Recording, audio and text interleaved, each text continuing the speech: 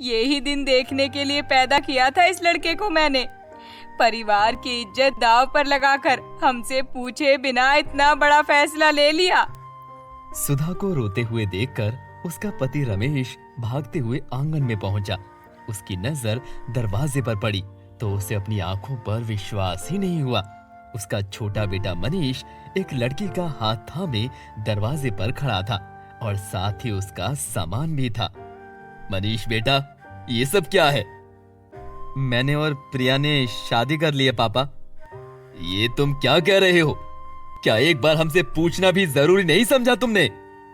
पापा, मैं और प्रिया एक दूसरे को बहुत पसंद करते हैं और हम किसी और से शादी नहीं करना चाहते थे, इसलिए आपको बिना बताए शादी करनी पड़ी हमें। लेकिन एक बार हमसे कहकर तो देखा होता। कह देता तो क्या माँ ये शादी होने देती? सुधा ने हैरानी से मनीष की तरफ देखा। क्या मतलब है तेरा? तुझे लगता है कि मैं तेरी माँ तेरी खुशियों के बीच कांटा बन जाती? मेरा वो मतलब नहीं है माँ, लेकिन प्रिया ईशा भाभी की तरह किसी अमीर परिवार से नहीं है और एक छोटी सी नौकरी करती है। अगर आपको पता चलता कि प्रिया गरीब घर से है तो आप कभी भी प्रिया की शादी मुझसे नहीं करवाती। सुधा ये सुनकर और ज्यादा रोने लगी। सुधा, बस भी करो अब प्रिया हमारी बहू है। अब जो हुआ सो हुआ।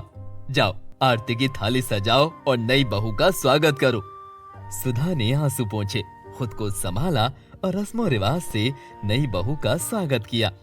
लेकिन उसका चेहरा देखकर मनीष समझ गया था कि सुधा इस शादी से बिल्कुल भी खुश नहीं है। अगले दिन सुधा ने अपने बड़े बेटे समीर और उसकी पत्नी ईशा को भी बुला लिया। ईशा ने आते ही सुधा को गले लगा लिया। माँ, आप ठीक तो है ना? आप फोन पर इतना रो रही थी कि मैं तो डर ही गई। क्या बताऊं बेटा, तुझे तो मैं और तेरे पापा पसंद करके पूरे समाज के सामने ब्याह कर लेकर आए थे, लेकिन इस मनीष ने तो हमें कहीं का भी नहीं छोड़ा। इस लड़की को ब्याह कर ले आया है। गरीब परिवार की लड़की है, इन्हें क्या पता इज्जत बेइज्जती का। हाँ माँ, आप सभी के माँ बाप मेरे माँ बाप की तरह अच्छे तौर तरीके भी तो नहीं सिखाते अपनी बेटियों को। प्रिया को लगा होगा कि अमीर परिवार का लड़का है, सारी जिंदगी मौज से जिएगी। अब मैं तो बहुत ही इंडिपेंडेंट लड़की थी, समीर से भी ज्यादा आमदनी है, मगर अब क्या कर सकते हैं, जैसी भी है अब है तो आपकी छोटी बहू ही। मनीष भैया और उनकी दुल्हन प्रिया तो इतना कमाते भी नहीं है कि घर खरीद सके मेरी तरह, तो यहीं रहने दीजिए। वैसे भी प्रिया कहाँ ऐसे आलीशान मकान में रही होगी। प्रिया चुपचाप खड़ी सारी बातें सुन रही थी, लेकिन उसने अपने मुंह से एक शब्द भी नहीं निकाला। मनीष भी दूर खड़ा सब सुन रहा था। उसे ईशा और उसकी माँ की बातें सुनकर बहुत बुरा लगा। सही कहा भाभी, प्रिया और मैं आपके जैसा घर अफोर्ड कर भी नहीं सकते, और प्रिया ने सच में ऐसा आलीशान मकान कभी नहीं देखा होगा, और उसकी किस्मत में भी नहीं है शायद। ऐसे क्यों दिल छोटा करते हो मनीष भैया? ये घर है ना, अब प्रिया ने आपसे शादी की है तो वो मजे से इतने बड़े घर में रहेगी। नहीं भाभी, हम बस आपका और भैया का ही इंतजार कर रहे थे ताकि आप दोनों से प्रिया को मिलवा सकूं। हमने किराए का एक छोटा सा घर देखा है, वो हम दोनों की कंपनी के पास ही है। किराए पर?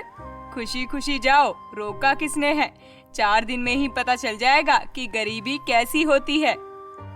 मनीष ने अपने पिता का और भाई का आशीर्वाद लिया और प्रिया को लेकर किराए के मकान पर चला गया। प्रिया और मनीष दोनों काम पर जाते थे, मगर इनकी तनख्वाह ईशा और समीर के मुकाबले बहुत कम थी।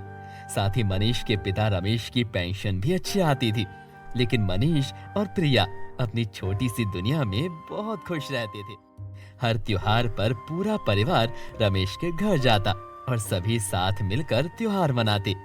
ईशा हर त्योहार पर रमेश और सुधा के लिए महंगे महंगे तोहफे ले आती, लेकिन प्रिया हर बार सुधा के लिए नए कपड़े लेकर आती। इसलिए सुधा भी ईशा पर पूरा प्यार लुटाती थी, मगर प्रिया को हर बात में ताने मारती और नीचा दिखाती थी। जल्द ही सुधा का जन्मदिन भी आ गया और सभी सुधा के घर इकट्ठा हो गए। माँ, ये लीजिए आपका बर्थडे गिफ्ट। इतना महंगा तोहफा। अरे हमें भी दिखाओ, ऐसा भी क्या लेकर आई है बड़ी बहू? सोने का कंगन। माँ, ये कंगन नहीं है, ब्रेसलेट है। प्रिया, तुम क्या लाई हो? दिखाओ अपना गिफ्ट। प्रिया ने चुपचाप माँ की तरफ तोहफा बढ़ा दिया। सुधा ने देखा कि उसे तोहफे के अंदर सिर्फ कपड़े ही थे। सुधा ने बिना देखे ही प्रिया के तोहफे को टेबल पर रख दिया। माँ, ये साड़ी खोलकर देखिए ना, बहुत सुंदर है। ठीक है, बाद में देख लूंगी, अभी चलो पहले केक काटते हैं। सुधा ने बात बदल दी। रमेश फ्रिज में से केक निकाल कर ले आया। सुधा ने केक काटने से पहले ईशा को अपने पास खड़ा किया और उसी का हाथ पकड़कर केक काटा। केक काटने के बाद सभी आंगन में खाना खा रहे थे। बेटा, अब हम बूढ़े हो गए हैं। हम चाहते हैं कि जीवन के आखिरी दिन अपने बच्चों के साथ बिताएं। हाँ पापा, जरूर। कुछ दिनों के लिए आ जाइए माँ और आपको पूरा शहर घुमाएंगे। कुछ दिनों के लिए नहीं बेटा, मैं अब अपनी बहू ईशा के साथ ही रहना चाहती हूँ। लेकिन माँ, हम दोनों तो जॉब पर चले जाते हैं, आपका पूरा दिन अकेले कहाँ मन लगेगा। और मैं तो सुबह सुबह खाना भी बनाकर नहीं जाती। आप दोनों प्रिया और मनीष के पास चले जाओ। थोड़े दिन बाद मैं काम वाली रख लूंगी, फिर आप आ जाना। तो हम बना लेंगे खाना, बल्कि तुम्हें भी रोज लंच पैक करके दूंगी। तुम्हारे घर की रखवाली भी हो जाएगी। और बेटा, मनीष और प्रिया तो अपने लिए ही 2 वक्त की रोटी कमा पाते हैं, हमारा बोझ कैसे उठाएंगे। देखिए माँ, मुझे इस तरह परिवार में रहने की आदत नहीं है और मैं आपके लिए इतना कुछ करती हूँ, महंगे महंगे तोहफे लाती हूँ, लेकिन मैं अपनी प्राइवेसी के साथ कोई कॉम्प्रोमाइज नहीं कर सकती। बेटा मगर। उफ माँ, आप तो हर बात को खींचती ही रहती हो। हम दोनों जा रहे हैं, जब कोई परेशानी हो फोन कर देना, हम आ जाएंगे और आपका इलाज भी अपने पैसों से ही करवाएंगे। इतना कहकर समीर और ईशा चले गए और सुधा उन्हें देखती ही रह गई। उसे ईशा से ऐसे जवाब की उम्मीद कतई न थी। चिंता की वजह से वो बेहोश हो गई। जब उसकी आंख खुली तो उसने देखा वो प्रिया के छोटे से 2 कमरे के मकान में बेड पर लेटी थी। अरे सुधा, तुम उठ गई। आज 4 दिन बाद तुम्हें होश आया है। मैं यहाँ? ये किसका घर है?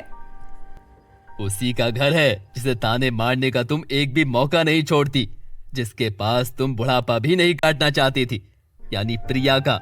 उसी दिन वो तुम्हें अपने घर ले आई और पूरा दिन बस तुम्हारी ही सेवा में लगी रहती है। समीर और ईशा नहीं आए क्या? आए थे, मगर उन्हें यहाँ घुटन हो रही थी, इसीलिए उसी दिन वापस चले गए। कहकर गए हैं कि जिस दिन तुम्हें होश आया उस दिन उन्हें खबर कर दें। ये सब जानकर सुधा की आंखों से लगातार आंसू बहने लगे। उसे याद आने लगा कि किस तरह वो प्रिया को हमेशा छोटा समझती रही और उसे नीचा दिखाने की कोशिश करती रही, और कैसे अपनी पैसे वाली बहू ईशा पर बिना सोचे समझे अपना सारा प्यार लुटाती रही। कैसे इतना बुरा बर्ताव करने के बावजूद प्रिया उसे अपने साथ ले आई और उसका ख्याल रखा। इतने में प्रिया भी आ गई। माँ, आपको होश आ गया? मेरे पास आओ बेटा। सुधा के मुंह से इतनी नरमी भरी आवाज सुनकर प्रिया दंग रह गई और सुधा के नजदीक जा बैठी। सुधा ने प्रिया को गले से लगा लिया। मुझे माफ कर दो बेटा, मैंने तुम्हारी गरीबी की वजह से तुम्हें आज तक अपनाया नहीं, हमेशा तुम्हें नीचा दिखाती रही और तुमने एक बेटी की तरह मेरी सेवा की। मेरी माँ कहती है कि घर के बड़ों की सेवा करना छोटों का कर्तव्य है। सुधा ने एक बार फिर प्रिया को गले लगा लिया। उसे एहसास हो गया कि इंसान पैसों से नहीं बल्कि दिल से अमीर या गरीब होता है। सुधा प्रिया और मनीष को जबरदस्ती घर ले आई और अच्छी तरह से प्रिया का स्वागत किया और प्रिया और मनीष को घर की पूरी जिम्मेदारी भी सौंप दी। वो आज की कहानी जरूर पसंद आई होगी। चैनल को सब्सक्राइब करें और बेल आइकन को दबाना बिल्कुल ना भूलें। चलिए मिलते हैं ऐसी ही और कहानियों के साथ। तब तक के लिए अपना ख्याल रखें। धन्यवाद। Bye bye, good bye.